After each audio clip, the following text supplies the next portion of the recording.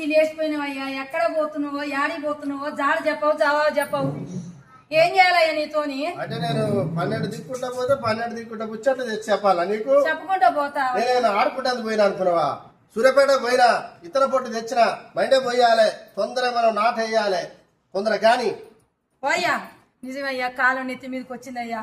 ముందుగా నారు పోసుకుంటే వచ్చిపోయే శినుకులకు నాటు పెట్టుకుంటే ఇంత పంట పడింది అనుకో, పోరు పెళ్లి చేయొచ్చయ్యా ఇయ్యాడన్నా. అవునవును, ఎల్ఐసి కూడా చేయాలి మనం. అవునయ్యా, మరి సార్లు ఊరికి అడుగుతారయ్యా, కట్టుకుందామయ్యా మనం కూడా. 4 లక్షలు ఫోన్ చేస్తా.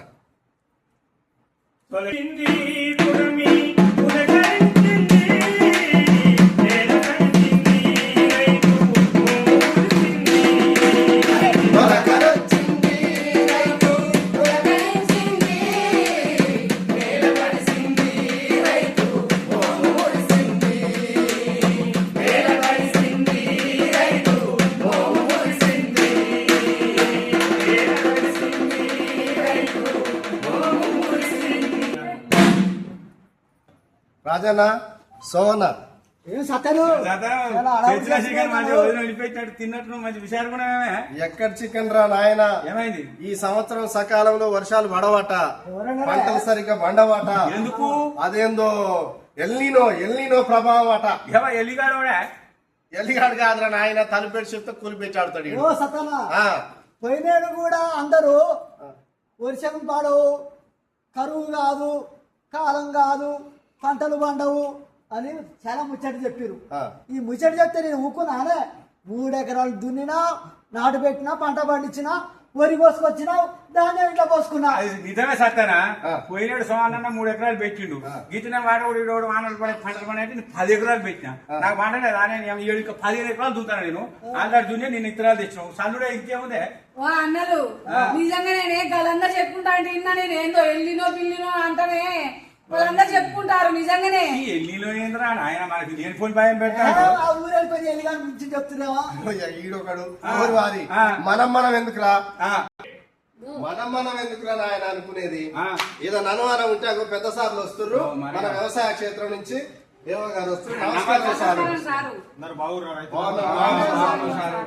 నిమ్మలంగా అందరూ కూర్చొని ముచ్చట పెడుతూ ఏంటి విశేషాలు? ఏం ముచ్చట సారు? మా సత్తరు లేని ఫోన్ భయం పెట్టాడు. ఈసారి అట వర్షాలు పడవట, కరువు వస్తుందట, ఏదో ఎలిగినో అంటాడు. ఎలిగినో అంటే సార్ అసలు ఓ సారు మా రైతులలో ఒక పెద్ద శాస్త్రవేత్త మమ్మల్ని బాగా భయపెడుతుండు. ఇప్పుడు సత్తయ్య గారు చెప్పింది 100కు 100% నిజమే. ఇప్పుడు ఎలినో అంటే అరేబియా సముద్రంలో భూగర్భంలో ఏర్పడినటువంటి ఉష్ణాకారుల వల్ల ఏర్పడినటువంటి ప్రభావం వల్లనే ఈసారి మనకు వర్షాలు పడేటువంటి అవకాశాలు చాలా తక్కువగా ఉన్నవి. అందుకే తెలంగాణ రాష్ట్ర ప్రభుత్వం గౌరవ ముఖ్యమంత్రి రేవంత్ రెడ్డి గారు, వ్యవసాయ శాఖ వారు, మన సూర్యాపేట జిల్లా కలెక్టర్ గారు, సమాచార పౌర సంబంధాల అధికారి గారు ఈరోజు సాంస్కృతిక సారథి సూర్యాపేట జిల్లా కళా బృందం చేత ఇవాళ రైతాంగానికి అందరూ కూడా వివరంగా వివరించడం కోసం ప్రతి గ్రామంలో, ప్రతి ఆవాస ప్రాంతంలో కూడా ఇలాంటి రైతులకు అవేర్నెస్ కార్యక్రమాన్ని ఏర్పాటు చేసి చెప్పడం జరుగుతూ ఉంది. కాబట్టి మీరు ఏం చేయాలంటే ఈ ఎలినో వర్ష ప్రభావం వల్ల మీరు వరి కాకుండా మెట్ట పంటలు వేసుకునేటువంటి అవకాశాన్ని చూసుకోమని రైతులు సూచించడం జరుగుతుంది. వ్యవసాయ శాఖ సారు మీరు బాగానే చెప్పారు. మరి ఇప్పుడు మనకు 2 ప్రాజెక్టులు ఉన్నాయి. నాగార్జున సాగర్ ఉంది, మూసి ప్రాజెక్ట్ ఉంది. మరి ఆ పంట కాలం ద్వారా మాకు నీరు అందిస్తే మేము పెట్టుకున్న వరి అట్లనే సాగు చేసుకుంటాంగా. సూపర్ మాట. అవునండి, మీరు చెప్పేది కూడా సత్తయ్య గారు. ఈ ఉమ్మడి నల్లగొండ జిల్లాలో మనకు నాగార్జున సాగర్ ఉంది, ఇక్కడ పక్కన మనకు మూసీ నది ఉన్నది, మూసీ ప్రాజెక్టు. అంటే వీటిల్లో కూడా నీళ్లు కావాలంటే మనకి ఏం కావాలి? మరి వర్షాలు పడాలి సార్. వర్షాలు పడాలిగా. ఇప్పుడు వర్షాలు అసలే లేని పరిస్థితులలో ఉన్నాం కాబట్టి వర్షాలు పడితేనే నాగార్జున సాగర్ అయినా నిండుతుంది, మూసీ ప్రాజెక్ట్ అయినా నిండుతుంది. మీరు అన్నటువంటి కాలంలో నీళ్లు కూడా వస్తే పంటలు పండుతాయి. ఇప్పుడు ఆ పరిస్థితులు లేవు కాబట్టి మీకు తరేసుకోండి, వరి వద్దని చెప్తా ఉన్నాం. కాబట్టి మీరు రైతాంగం అంతా మొన్ననే గౌరవ ముఖ్యమంత్రి గారు, వ్యవసాయ శాఖ వారు రైతులకు పెట్టుబడిగా డబ్బులు కూడా మొన్న వేయడం జరిగింది. కాబట్టి నష్టపోవద్దు, రైతులు మోసపోవద్దు, అందరూ బాగుండాలనే ఉద్దేశంతో ఈరోజు రైతులకు వివరంగా చెప్పడానికి వ్యవసాయ శాఖ వారిని ఈ సూర్యాపేట జిల్లా మొత్తం విస్తృతంగా ప్రచారం చేసి గ్రామ సభల ద్వారా మేము తెలియపరుస్తా ఉన్నాం. ఓ సారు మెట్ట పంటలు వేయాలి, ఆర్తడి పంటలు వేయాలి అంటారు. ఈ ఆర్తడి పంటలు అంటే ఏంటి సారు? వాటి పేరు ఏం చెప్పరా సారు? నేను సోమయ్య, మన ఏవో గారు చెప్పినట్టు ఆర్తడి పంటలు అంటే మనకు కంది, పెసర, జొన్న, మినుములు అంటే అవన్నీ వేసుకుంటే ఆర్తడి పంటలు అంటారు. కాబట్టి మన తెలంగాణ రాష్ట్ర ప్రభుత్వం గౌరవ ముఖ్యమంత్రి రేవంత్ రెడ్డి గారు ప్రవేశపెట్టినటువంటి అదేవిధంగా రైతులకు ఉచితంగా స్కీమ్ ద్వారా మన ఫామ్ ఆయిల్ కూడా మనకు రైతులకు అందిస్తారు కాబట్టి వాటిని కూడా వినియోగించుకోలేదు సోమయ్య. నిజమే సారు. సారు నువ్వు చెప్పింది మంచిగానే ఉంది. నువ్వు యా నుంచో పాలమూరు నుంచి వచ్చి వీడికి మరి మీకానంటే అట్ట వేస్తారు. మరి మా సూర్యాపేట ప్రాంతంలో కూడా అయ్యేది వేస్తా సారు. సూర్యాపేట ఒకటే కాదు సోమయ్య, 33 జిల్లాల్లో కూడా ఇదే ఉన్నది. కాబట్టి రైతులందరూ కూడా ఈ ఆర్తడి పంటలు వేసుకోవాలి.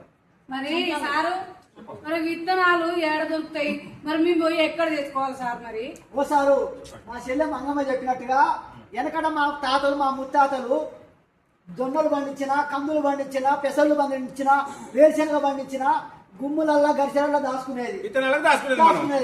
అప్పుడప్పుడు మేము అడిగితే మా కూడా తెచ్చిచ్చేది. మరి ఇప్పుడు ఎవరు తెచ్చిస్తారు సారు? అప్పట్లో ఆ పరిస్థితులు ఉన్నాయి, ఇప్పుడు లేవు. కాబట్టి అందుకే వ్యవసాయ శాఖ తెలంగాణ ప్రభుత్వం ఏం చేస్తుంది అంటే రైతులకు అందుబాటులో ఉన్నటువంటి పిఎస్సిఎస్ సెంటర్లు ఉన్నాయి. అగ్రికల్చర్ పిఎస్సి సెంటర్లు కాకుండా ఇంకా అనేక ప్రభుత్వ గుర్తింపు పొందిన ఫెర్టిలైజర్ షాప్స్ ఉన్నాయి. అక్కడ మాత్రమే సహకార సంఘాలు ఉన్నాయి. అందుకే రైతులు ఎక్కడ నకిలీ వాళ్ళ దగ్గర కొనకుండా ఊళ్ళలోకి వచ్చి అమ్ముతారు. మేము పత్తి విత్తనాలు ఇస్తాం, ఆ విత్తనాలు ఇస్తామని అమ్ముతా ఉంటాం. దయచేసి అక్కడ కొని మోసపోకండి. ఎందుకంటే ప్రభుత్వ గుర్తింపు పొందినటువంటి ఫెర్టిలైజర్ షాప్లో కానీ మీకు తెలియకపోతే మీ ఊరికి వచ్చే రోజు వచ్చేటువంటి ఏవో గారు ఉంటారు, ఇక్కడ మండలానికి వస్తే ఏవో ఉంటాడు, మీకు తెలియకపోతే ఏడీ గారు ఉంటారు. వాళ్ళ దగ్గరికి పోయి తెలుసుకొని సరైనటువంటి పద్ధతిని దిగుబడి వచ్చేటువంటి గింజలు తీసుకొని మాత్రమే మీరు లాభం చేకూర్చాలని మేము తెలియపరచడం చెప్తా ఉంది. మీకు మంచి మాటలు చెప్పారు సార్. ఓకే. ఈ కార్యక్రమం సూర్యాపేట జిల్లా కలెక్టర్ గారు పౌర సంబంధాల సమాచార శాఖ ఆదేశాల మేరకి తెలంగాణ సాంస్కృతిక సారథి గంటా భిక్షపతి నాగరాజ్ కళా బృందాల చేత సూర్యాపేట జిల్లా వ్యాప్తంగా ఆరుతడి పంటల పైన అవగాహన కార్యక్రమాన్ని స్ట్రీట్ ప్లేని నిర్వహించడం జరిగింది.